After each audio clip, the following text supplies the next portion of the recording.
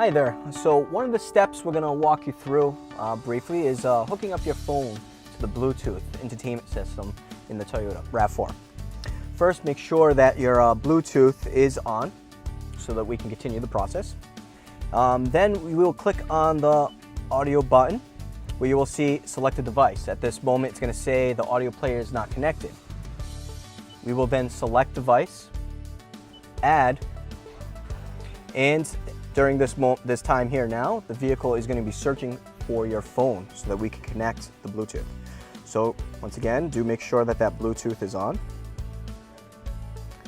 And you'll see on the phone it's going to pop up Toyota RAV4. Simply just click on that tab there, OK the pairing request, and you are now connected. Now you can listen to music, answer calls, read messages on your Toyota entertainment system.